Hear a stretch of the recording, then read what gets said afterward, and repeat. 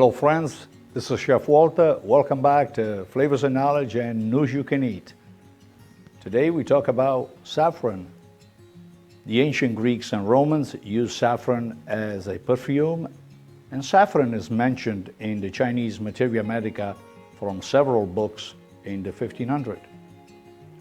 Today the herb is also used as a cooking spice and a clothing dye.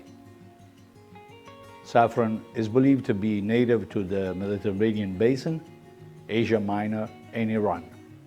Although Spain, France, and Italy are also now primary cultivators of the spice, with the region of Abruzzo offering the finest in Italy.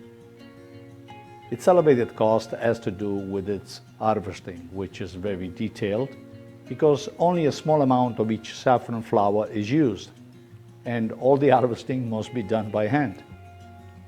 Crocus sativus, saffron in Latin, is a purple flower. What we use for that distinctive yellow color, the sweet herb smell, and the bitter taste is actually the stigma, or stigmata in plural.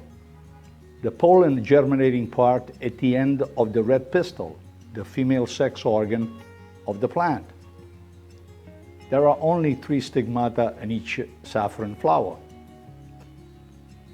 Once the stigmata and the red pistils have been separated from the plant, they are dried to preserve the color and the unique flavor that we love. Since such a small part of the flower is used, it takes about 75,000 saffron flowers to make 1 pound of saffron spice. The small amount of saffron spice per plant, along with the fact that harvesting must be done manually, leads to saffron being so very expensive. Use sparingly. I want to thank you for watching. Please follow Flavors and Knowledge on flavorsandknowledge.com. If you are on YouTube, we offer a series of video casts, which are all food related, for the education of every one of us. It's called Shareable Good Knowledge.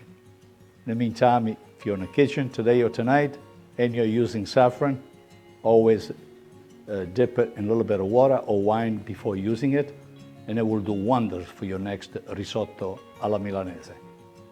Buona cucina a tutti, stay well, we'll chat with you next time. Ciao.